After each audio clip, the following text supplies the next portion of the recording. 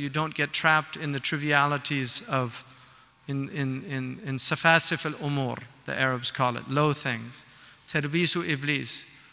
Don't let these dark forces pull you away from your higher calling, to be productive, intelligent human being that actually has something to add to the world, and you're not just filling space. Too many people filling space and not benefiting others. All right? In terms of the parents, I hope you take seriously the advice about television. Television's a major problem. These games are a major problem. You should read some of the studies about it. PlayStation Nation is a good book to read about serious studies that have been done about the negative effects that these games actually have on neuroplasticity, on attention deficit disorder. There's a lot of work that's been done in this area. Obviously, it's not published because the same companies that own the newspapers, right, own the shares in Nintendo stocks, right? Really. There was a book written in 1958 called The Evil Eye, which took me a long time to find. I read about it as a source book in another book. I found a copy in Australia on the internet because it wasn't ever reproduced. This book had documented research from the 1950s about the negative effects on television on children that were done, serious scientific studies. One of the studies that was done found that small children will not watch real-time television. They get bored. So a 3, 4, 5-year-old, they won't watch a movie like regular people. They just get bored. So that's why if you look at children programming, it's speeded up. It's not in real time. So Sesame Street, it's all quick things, changing images. Now we have the MTV phenomenon, which is children that grew up on that type of programming cannot watch normal films. If you watch a film from the 1950s, they're very slow. If you watch them from the 40s, they're very slow. They're driven by dialogue, not by movement. Now, all the films are driven by quick moving, car crashes, bombs exploding. It's all stimulation. Because young people can't watch. If you watch plots like Crash, older people that watch those films can't even keep up because it's just too fast for them. This is what's happening. And then we have attention deficit disorder is a major problem in the developed nations and increasingly a problem in other places. 1 out of every 58 males in the United States of America is now diagnosed with autism. Tawahud, 1 out of 58. It's a disease that wasn't even identified until the 50s. And very handful of people. Now, since the 1980s, there have been a massive explosion of Asperger's disease, autism, and you're starting to see autism now in the Arab countries. Children are overstimulated. They're becoming hyperactive because you're putting them in front of all these interactive things so they can't sit in a classroom without fidgeting and getting completely, their train of thought is lost. They can't concentrate for long periods of time. They won't be able to read books. A book like The Brothers Karamazov in English literature is a long book. There's a lot of plot changes. There's a lot of characters that you have to keep in mind. If you've ever read Russian literature, you have to memorize several names to keep up with what's going on. And some of the characters have 3 or 4 different names. You won't have students that are able to read that. They won't be able to read the great literature of the Arabs, Mutanabbi, Badi'u Zaman al-Hamadani, al-Hariri, Ibn Muqaffa. They won't be able to read the Hamasa, Ibn Mubarrad, any of these things because it takes directed thought to do that. So there's a massive responsibility now. And you can't just be like sheep that kind of accept everything that happens and just, يعني خلاص, تقدم. So a lot of these things are not progress. They're quite the opposite. There's a study going on right now. It's a major long-term study on the effects of cellular phones.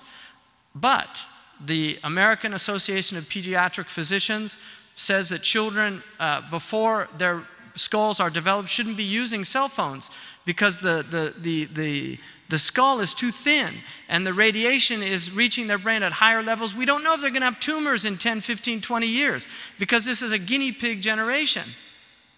And we have something which called the cautionary protocol.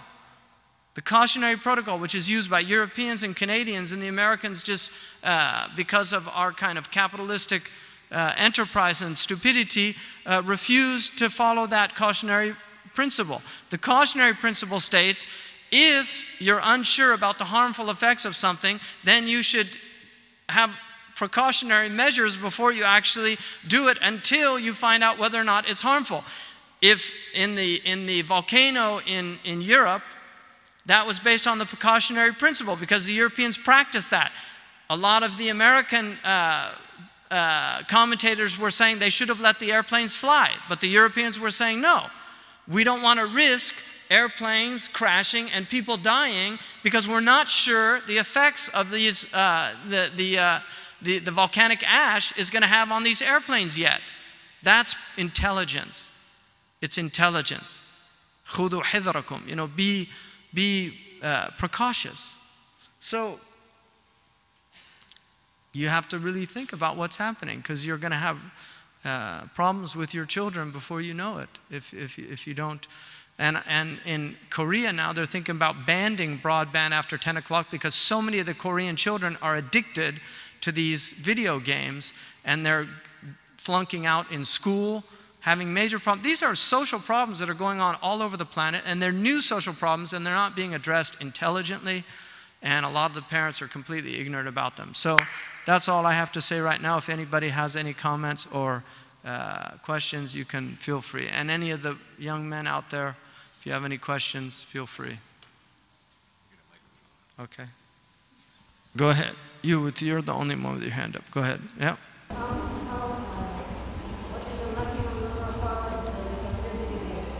What's that?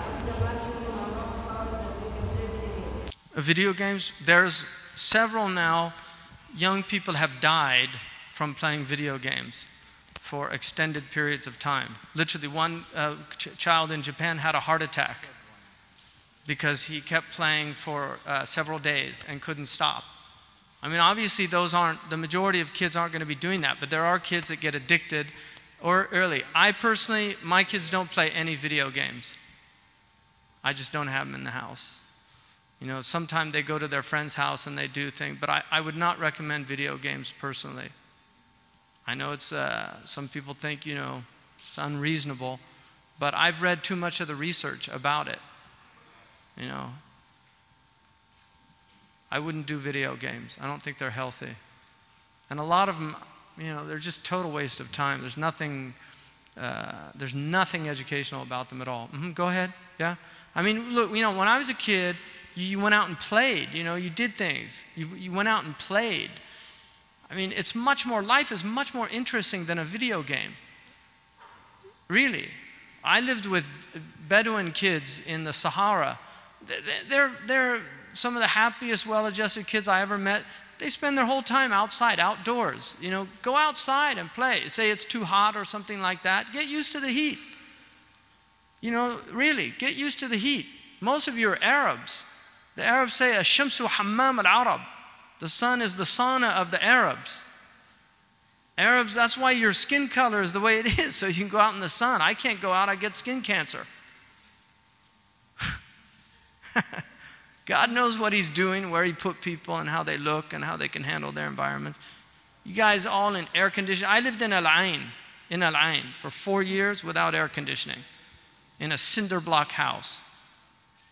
Between I was 20 and 24, I lived in Al Ain for 4 years without air conditioning.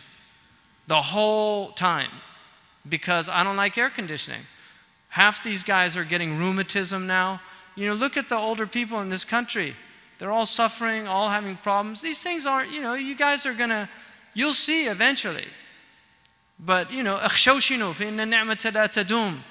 You know, Sayyidina Umar said, be tough on yourselves because you won't always have blessings. Most Western people can't sit on the floor.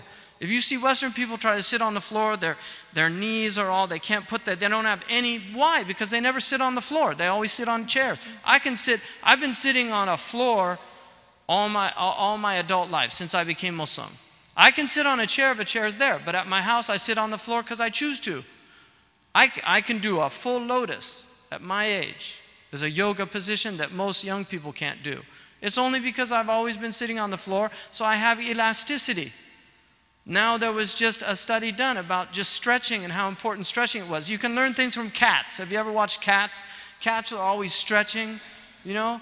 Cats are the most flexible animals in the world. And just watch them. Humans used to stretch. Now they're just shriveling up. Really, you see people that are 50, they look like they're 80. You see people that are 20 and they're behaving like they're old people. In America, we have people that are dead at 25, buried at 75. Really, living dead. People that have really, they're hollow people because they're spending so much time. We have pornography is a major problem in the United States.